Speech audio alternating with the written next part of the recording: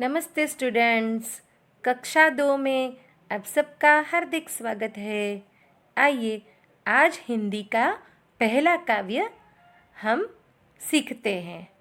पहला काव्य है हम अनेक किंतु एक। देखिए आपके सामने एक बहुत ही सुंदर कविता है और कविता में आप बहुत सारे लोग देख रहे हैं और लोग में क्या देख रहे हैं आप? सब ने अलग अलग पहनावे पहने हैं। कोई हिंदू लग रहा है, कोई मुस्लिम लग रहा है, कोई सिख लग रहा है, कोई ईसाई लग रहा है। इसका मतलब है कि इस कविता के माध्यम से कवि ने बताया है कि हमारी बोली, समूह सब कुछ भिन्न है। हम अलग अलग प्रदेश में रहते हैं तथा हमारे रूप, रंग, पहनावा आदि भी अलग अलग है, लेकिन हम सब के भाव एक है। हम सब मिलजुल कर रहते हैं, अतः हम सब एक है। भारत देश में आप सबको पता है अलग अलग देश, अलग अलग जाति, अलग अलग धर्म के लोग रहते हैं और फिर भी सब लोग मिलजुल के रहते हैं। देखिए अभी जो सिचुएशन चल रहा है उनमें भी सब लोग मिलजुल के रहते हैं और अपना दुख दर्द बांटते हैं, एक दूसरों की मदद करते हैं। कोई ये नहीं देखता है कि हम हिंदू हैं, हम मुस्लिम हैं, हम सिख हैं, हम ईसाई हैं। आप लोग भी सब रहते हैं तो आसपास में अनेक लोग रहते होंगे।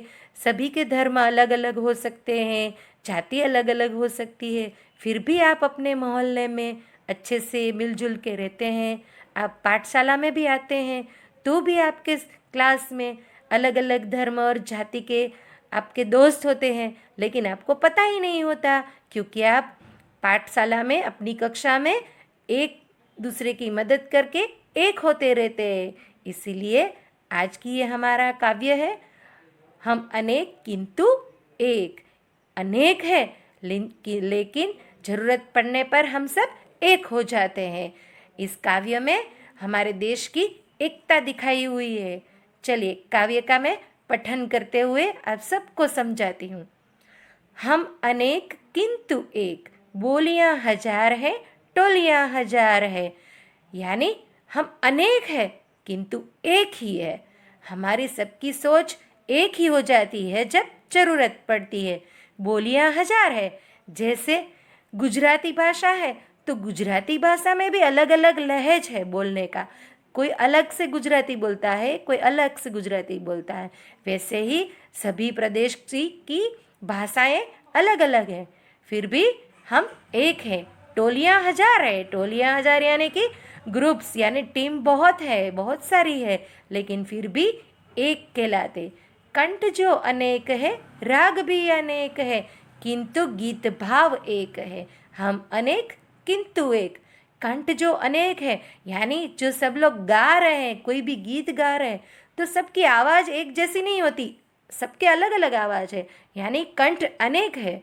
सबके राग भी अनेक है, सबके गाने का तरीका भी अलग अलग होता है। कोई कैसे गा रहा है, कोई कैसे गा रहा है, किंतु जो गा रहे हैं यानी कि भगवान की जो प्रार्थना करते हैं, भजन गाते हैं, उनका भाव एक ही होता है। एक ही भाव यानी सबकी चाह यही होती कि भगवान के सामने भावना एक जैसी प्रकट होती है कि हे भगवान सबकी रक्षा कर, हे ईश्वर सबको सन्मति दे।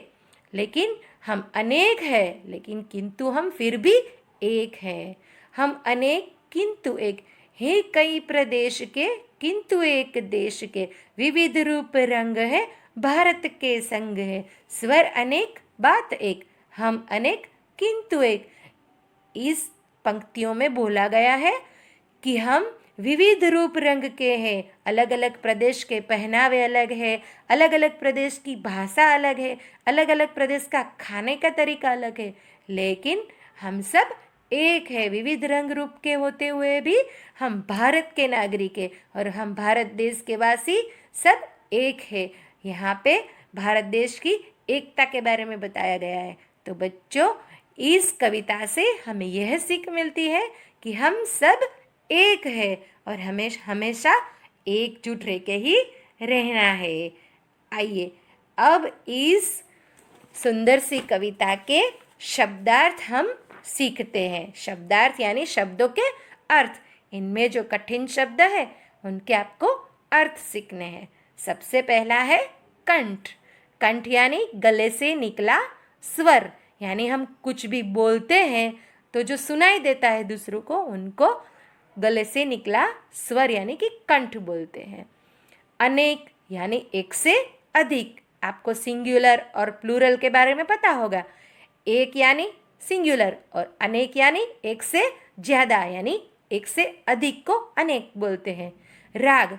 राग यानी संगीत का स्वर, जैसे कोई गाता है सुरों में, उनको संगीत का स्वर या तो राग कहते हैं। भाव यानी भावना, यानी हम अपने मन के भाव जो व्यक्त करते हैं उनको भाव बोलते हैं और उनको भावना भी बोलते हैं। विविध। विविध यानी कई तरह के अलग अलग, डिफरेंट डिफरेंट। रूप यानी सूरत। सूरत यानी शक्ल। ये सब मैंने शब्दार्थ आपको समझा दिए। ये सब आप अपनी कॉपी में अच्छे से 3 times with good hand writing लिखना है। इनके बाद आपको एक अभ्यास दिया जाएगा। अभ्यास के जो भी प्रश्न हैं और उनके उत्तर हैं वो भी आपको अपनी कॉपी में बहुत ही सुंदर हैंड राइटिंग में लिखना है। Bye bye.